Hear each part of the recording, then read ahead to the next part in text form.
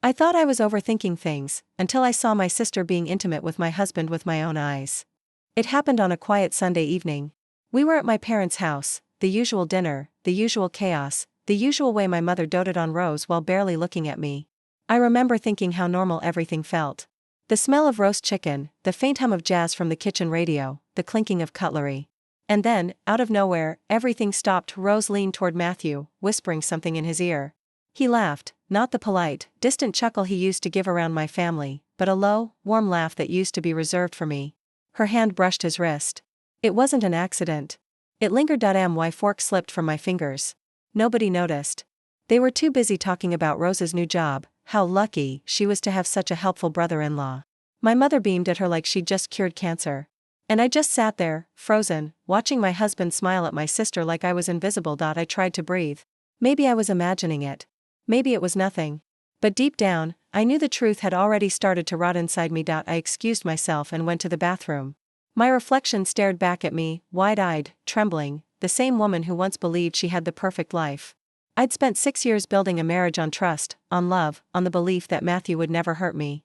I'd defended him, supported him, even sacrificed parts of myself to make him happy. And now, here I was, shaking in my mother's tiled bathroom, wondering how long it had been happening right under my nose. When I came back, Rose was sitting in Matthew's chair. Their shoulders touched. He didn't move away. I wanted to scream, to throw something, but all I could do was sit back down and pretend nothing had changed. That night, I couldn't sleep. Matthew climbed into bed beside me like nothing was wrong, his arm brushing against mine. I flinched. He asked if I was okay. I'm fine, Elite. Because what else could I say? I saw you with my sister? I needed proof. I needed certainty, not just a feeling. The next morning, as he showered, I found Rose's perfume scent on his shirt. It wasn't mine. It was her favorite, the one she wore since we were teenagers, the one my mother used to say, smells like sunshine. I stood there, holding that shirt like it was a crime scene, my heart thundering in my chest. Somewhere deep down, a quiet voice whispered, "This is only the beginning." I didn't know it yet. But that dinner, that one quiet, ordinary night, would become the line that split my life in two, before Rose. And after her. My name is Julia Carter, and for the longest time, I thought I had everything figured out. I wasn't extraordinary or flashy like my sister, but I had a stable job, a loving husband, and a quiet kind of happiness that I'd built with my own hands. I worked as an interior designer, a job that gave me both freedom and comfort. I loved turning empty rooms into spaces that felt like home. It was a small firm, but I was proud of it. After all, I had built my career while trying to balance being a good wife, cooking, managing the house, making sure Matthew always had someone to come home to. Matthew was the kind of man people admired. Charming, confident, always well-dressed, the sort of person who seemed to have life under control.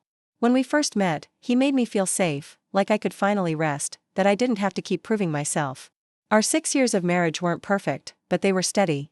He worked long hours as a project manager at a construction company, and I often joked that between our jobs, we were designing homes in every sense of the word. Then there was Rose, my little sister.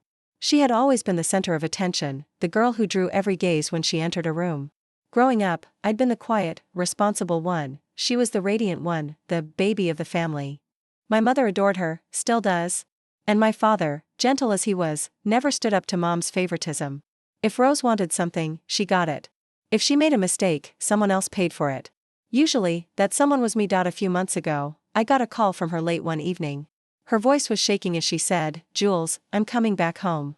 I broke up with Josh. I can't stay in Florida anymore." Before I could even think it through, I said yes. "Of course, Rose. You can stay with us for a while, just until you figure things out." When I told Matthew, he didn't hesitate. "She's your sister. It's the right thing to do," he said, placing a reassuring hand on my shoulder. And I believed him, because that's who I thought he was, kind, rational, the sort of man who always did what was right. The night Rose arrived, suitcase in hand and tears still on her cheeks, I felt a pang of sympathy. She looked lost, fragile. I told her she could have the guest room, that she could take her time settling in. "It's just for a short while," she promised, "but sometimes, even the smallest cracks can split open the strongest walls." And from the moment Rose stepped into our house, her perfume lingering in the air, her laughter echoing down the hallway, something inside our home began to shift. It was subtle at first, so subtle I didn't want to see it. But looking back, that was the moment everything started to break. When Matthew offered to help Rose get a job at his company, I thought it was sweet, even generous. She's been through a rough breakup, he said, resting his hand on mine. A little structure might help her start over. I smiled and agreed. After all, Rose was my sister. I wanted her to be okay, but just a few weeks later, something started to feel off. It began with the late-night messages. Matthew's phone would light up on the nightstand around midnight, the glow slicing through the dark. He'd tilt the screen away, murmuring, "It's just work." But when he thought I wasn't looking, I saw her name flash across the top, Rose. They started having inside jokes, laughing about things I wasn't part of. At dinner, she'd touch his arm lightly, her fingers lingering just a second too long. He'd smile in that quiet, private way, the one I used to love because it was mine. One morning, as I got into his car to grab my forgotten purse, I caught it, that faint, sugary scent of rosewater and vanilla. Rose's perfume. It clung to the leather seats like a confession. My stomach twisted. I tried to tell myself she might have borrowed the car, but Matthew never let anyone drive it. The house began to feel strange, like someone was rearranging it while I wasn't home. I noticed the smallest things: the pillow on our bed turned the wrong way, the faint imprint of another head on his side, his shirt tucked away in the laundry basket even though he hadn't worn it the day before. I started watching them. The way he looked at her when she laughed. The way she brushed her hair behind her ear when he spoke. The energy between them was something electric, unspoken, and it didn't belong in my home. Finally, one night, I couldn't take it anymore. I waited until we were alone in the kitchen. "Matthew," I said quietly, "is there something going on between you and Rose?" He froze. For a moment, guilt flickered across his face, a shadow, gone before I could grasp it. Then his tone hardened. "Julia, that's ridiculous. She's your sister. How could you even think that?" "Because you talk to her more than you talk to me," I said, my voice shaking. "Because her perfume is in your car. Because," he slammed his hand against the counter, "you're imagining things. Stop being paranoid." The silence that followed was deafening. From that night on, I didn't bring it up again. But something inside me shifted. I started noticing everything: the way they shared glances across the table, the subtle brush of her hand against his back as she passed him the salt, and then, one evening, it happened. We were all having dinner at my parents' house. Laughter filled the air, wine glasses clinked. And my mother complimented Matthew for helping poor Rose rebuild her life. I was slicing my food when I looked up, and saw Rose leaning close to him, her lips just inches from his ear, whispering something that made him smile. It was a fleeting, intimate gesture, but to me, it was everything. My breath caught in my throat. That exact moment, I knew my worst fear had come true. I wasn't overthinking. I was watching my husband fall in love with my sister. After weeks of pretending not to notice, I couldn't breathe in my own home anymore. Every sound, every silence between us felt loaded with secrets I wasn't supposed to know. So, I decided to do what desperate wives do: plan a reconnection weekend. Just the two of us, I told Matthew softly one night. No phones. No work. No distractions. He hesitated, then nodded.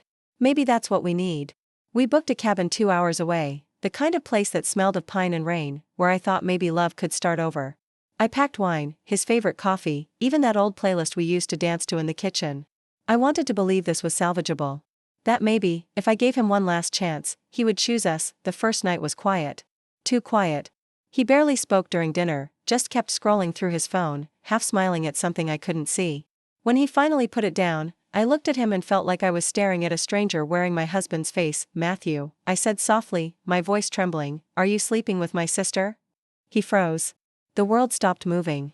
For a long moment, he just stared at me, his lips parting slightly like he couldn't decide whether to lie or to breathe. The air between us felt thick, suffocating, then his eyes filled with tears. And that was my answer. He didn't speak, he didn't need to. His silence was a confession louder than any words. But then, as if something broke inside him, he started sobbing, hands over his face, shoulders shaking. "I didn't mean for it to happen," he whispered. "It just did." She was lonely. I was lonely. "I'm sorry, Julia. I'm so sorry." I stood there, watching the man I built my life with crumble in front of me, and felt nothing. No pity. No anger. Just an empty, echoing ache. Without a word, I grabbed my coat, my phone, and my wallet. He called after me, begging me to stay, but I didn't even turn back. I drove through the night, the road stretching endlessly in front of me, headlights cutting through my tears. By the time the sun rose, I knew I was done. 3 months later, the divorce was finalized. No drama, no fights. Just signatures on paper, the quiet end of a life I once believed in. I didn't keep the house. I didn't want the furniture. Every object felt poisoned with memories. A few weeks later, a friend sent me a photo. Matthew and Rose, smiling together in public, hand in hand. My heart clenched, not because it hurt anymore, but because I realized they didn't even bother hiding it. Mother called that night. "Julia, don't be bitter," she said gently. "Your sister deserves to be happy too." Happy? With my husband, that was the moment something inside me died for good. The next morning, I packed what was left of my life into 2 suitcases, sold the house, and left town. No goodbye. No forwarding address. Just silence. When I crossed the state line into Colorado, I felt it for the first time in years: peace. Painful, raw, liberating peace. For years had passed since I drove away from that life. Minnesota had become my quiet sanctuary, a place where the air was cold, clean, and honest. I built a small design studio from scratch, pouring every ounce of pain into creativity. My projects got noticed, my confidence returned, and somewhere along the way, so did joy. James came into my life like calm after a storm, a gentle, grounded soul who ran a cozy restaurant downtown. He cooked the way some people pray, with love, with patience, with meaning. When he smiled, I felt seen, not used. When he held my hand, I didn't brace for disappointment. A year later, we got engaged. I had finally stopped flinching at the word forever. Then, one evening, while I was setting up a private event at James's restaurant, the door opened, and I heard a voice I hadn't heard in years: "Julia." I froze. That voice used to make my heart race. Now it made my skin crawl. Matthew stood at the entrance, thinner, older, haunted. His eyes were bloodshot, his hands trembling slightly.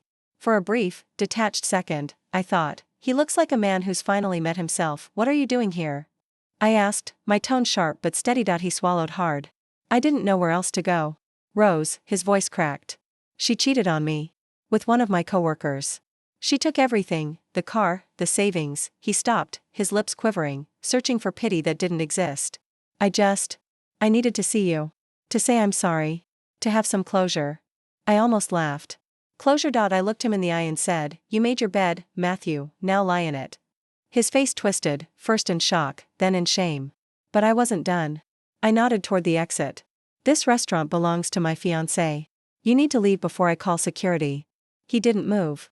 "Julia, please, get out." That did it.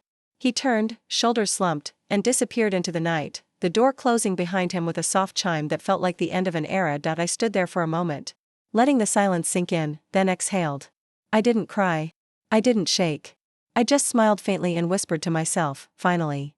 It felt good, not revenge, not victory, just balance restored. But fate wasn't done with me. 2 years later, an email arrived out of nowhere. The sender's name made my stomach drop. "Rose." The message was short. "Julia, I need to talk to you. It's urgent." Against my better judgment, I replied. That's when she told me. Her kidneys were failing. Stage 4 renal failure. She was on the transplant list, but the wait was too long. Then came the call from my mother, the same pleading tone I'd known all my life. "She's dying, Julia. Please, just get tested. You might be the only match. Please, she's your sister." I didn't answer right away. That night, I lay awake next to James, listening to his steady breathing. Outside, snow fell quietly against the window. My heart was torn between blood and betrayal, and deep down, I already knew, whatever I decided next would change everything, again. The hospital smelled like antiseptic and sorrow. I hadn't been inside one since my father's heart surgery years ago, and walking down that fluorescent hallway now made my stomach twist. Every step echoed, a reminder that I didn't belong here anymore, not in their world. When the nurse called my name, I followed her quietly to the testing room. She drew blood, asked questions, smiled politely without knowing the history written in invisible scars across my skin. 2 days later, my mother called. Her voice trembled. "Julia, you're a match," she said, as if announcing a miracle. "You can save her." Silence. Just my breath against the receiver. Then her voice cracked. "Please, honey. She's so scared. She cries for you every night. You're her only hope." I said I'd think about it. I didn't. I already knew my answer. When I arrived at the hospital the next morning, the entire family was there: my mother, my father, and Rose, pale and fragile in the hospital bed. Her hair thinned, her eyes hollow. For a fleeting moment, I barely recognized her. "Julia," she whispered when she saw me. "I knew you'd come." Her smile was weak but hopeful, as if she truly believed I was there to save her. I walked closer, each step measured, my heels clicking softly on the tile floor. I stopped at the foot of her bed. Everyone watched, the nurse, my parents, even the doctor hovering in the background. "Is it true?" my mother asked. "You're a match, right? You'll do it?" I looked at Rose. Her hands trembled as she reached out. "Please, Julia. I'm sorry. I've made mistakes, but please don't let me die." For a second, I almost felt something, a flicker of the sisterly instinct I used to have when we were children. But then, memories returned like shards of glass, her laughter in my kitchen, the scent of her perfume on my husband's collar, my mother's voice saying, "Your sister deserves to be happy too." I drew a deep breath and said, quietly but clearly, "Yes. I'm a match." Hope filled the room, my mother gasped. My father exhaled in relief, Rose began to cry, then I added, "But I won't do it." The air turned still. You could hear the heart monitor beeping. Rose blinked through her tears. "What?" I took a step closer, meeting her eyes, the same shade as mine, but colder now. "You took my husband," I said evenly. "Now you want my kidney too?" "No." Her face crumpled. "Julia, please," I turned to my parents. "You taught me to give everything, even to those who didn't deserve it." "Not anymore." My mother gasped. "She's your sister." I met her gaze. "No. She stopped being that the day she destroyed my life." I turned, walking toward the door. Behind me came the sound of sobbing, Rose's, then my mother's. I didn't stop. As I stepped outside, the cold winter air hit my face. It was sharp, cleansing, almost holy. For the first time in years, I didn't feel guilt. Just freedom. That day, I didn't save her life, I saved my own. The morning sunlight spilled through the kitchen window, painting the floor in soft gold. James stood at the stove, humming under his breath as he flipped pancakes for our kids, Leo, 7, and Emma, 4. Their laughter filled the room, that pure, unguarded kind that makes everything else fade away. I watched them from the doorway, coffee mug in hand, my heart swelling with quiet warmth. There was a time I thought I'd never feel peace again. That I'd carry bitterness forever, like a shadow I couldn't wash off. But life, somehow, had found a way to give me something better. James turned and smiled. "You're staring again," he teased. "Because you're cute," I replied. And he laughed, the kind of laugh that heals something inside you without even trying. After breakfast, we took the kids to the park. It was early spring in Minnesota. The air still crisp, but alive with newness. I pushed Emma on the swing while Leo ran ahead, pretending to be a superhero. James walked beside me, his hand brushing mine, a small, grounding gesture that said everything words didn't have to. Sometimes, when I see him play with the kids, I wonder how I ever mistook comfort for love before. How I ever thought loyalty was too much to ask. Later that evening, after we tucked the children into bed, I sat by the window with a cup of tea. Outside, the snow began to fall, gentle and slow. It's funny, people think closure comes when you confront those who hurt you. But for me, it came in the quiet moments like this, when I realized I no longer cared what became of them. Rose had passed away a few months after that day at the hospital. I didn't go to the funeral. My parents stopped reaching out after that. Sometimes, I still see their names on social media, smiling in photos that no longer include me, and that's fine, because I'm not part of that story anymore. I took a deep breath and looked around my home, drawings taped to the fridge, mismatched coffee mugs, a vase of fresh daisies James picked that morning. Every piece of this life was built with honesty, effort, and love. When people ask if I miss my family, I tell them the truth. Sometimes blood doesn't make family. Loyalty does. I reached for my journal, an old habit I never outgrew, and wrote a single line across the page: "My family isn't the one I was born into. It's the one I built." Then I closed it, smiling to myself as I heard James's footsteps coming down the hall. He stopped behind me, wrapping his arms around my shoulders. "What are you thinking about?" "Just how far I've come." He kissed the top of my head. "You deserve every bit of it." And for once, I believed that completely. Outside, the snow kept falling, soft, quiet, and endless. Inside, I sat in the warmth of the life I'd created, knowing that sometimes, survival isn't about what you lose. It's about what you finally find.